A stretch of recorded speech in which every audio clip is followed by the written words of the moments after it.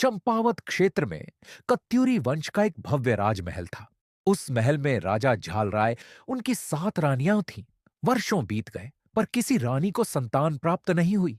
एक दिन सबसे बड़ी रानी मां कलिंगा, सौम्य स्वभाव की रानी, गर्भवती हुई। यह समाचार सुनते ही राजमहल में खुशी फैल गई, लेकिन बाकी 6 रानियों के मन में ईर्ष्या और भय जन्म लेने लगा। वे आपस में फुसफुसाने लगीं, अगर इस रानी ने पुत्र को जन्म दिया तो उनका सम्मान और स्थान समाप्त हो जाएगा। उन 6 रानियों ने एक भयावह योजना रची। जैसे ही शिशु का जन्म हुआ, उन्होंने गुप्त कक्ष में काले इरादों के साथ षड्यंत्र किया। शिशु की बजाय रानी के सामने एक सिलबट्टे को रख दिया। जब राजा वहां पहुंचे तो उन्होंने देखा कि रानी की गोद में एक पत्थर है। यह दृश्य देखकर रानी फूट फूट कर रो पड़ी और राजा स्तब्ध रह गए। उन्हें समझ नहीं आ रहा था कि यह कैसा अन्याय है। उसी रात 6 रानियां अपने अपराध को छुपाने के लिए शिशु को एक पुराने सोने जड़े संदूक में बंद कर देती हैं। उस शिशु को सफेद कपड़े में लपेटकर वे उत्तराखंड की काली नदी के किनारे ले जाती हैं। भारी संदूक को नदी में बहा दिया जाता है। जब संदूक पानी में डूबने लगता है तो रानियों के चेहरों पर भय और अपराध बोध साफ झलकने लगता है। सुबह होने पर उसी नदी के किनारे एक साधारण गांव का मछुआरा जाल लेकर आता है। उसकी नजर किनारे लगे उस पुराने सोने के संदूक पर पड़ती है।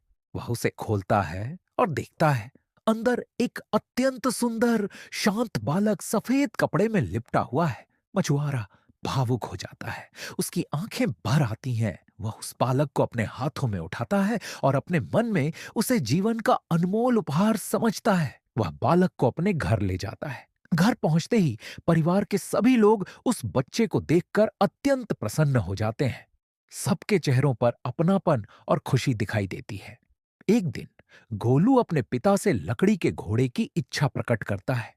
मछुआरा अपने सामर्थ्य के अनुसार एक साधारण लकड़ी का घोड़ा बनवाकर उसे देता है। गोलू देवता अत्यंत प्रसन्न हो जाते हैं और खुशी खुशी अपने पिता को गले लगा लेता है। एक दिन गोलू उसी लकड़ी के घोड़े पर बैठकर जब चलते हैं तो वो लकड़ी का घोड़ा रियल घोड़े में बदल जाता है। चलते चलते वातावरण बदलने लगता है, तेज हवाएं चलती हैं और वह उसी काली नदी तक पहुंच जाता है। नदी किनारे 7 रानियां लाल साड़ियों में गड्ढे में पानी भर रही होती है। गोलू देवता घोड़े को रोकते हैं। घोड़ा नदी की ओर झुकता है, मानो पानी पी रहा हो। यह दृश्य देखकर रानियां जोर जोर से हंसने लगती हैं। वे कहती हैं, ओ मूर्ख बालक, क्या कभी लकड़ी का घोड़ा पानी पीता है? गोलू शांत रहता है, उसके चेहरे पर हल्की मुस्कान आती है। वह विनम्र लेकिन दृढ़ स्वर में उत्तर देता है, अगर कोई स्त्री सिलबट्टे को जन्म दे सकती है तो यह लकड़ी का घोड़ा पानी क्यों नहीं पी सकता?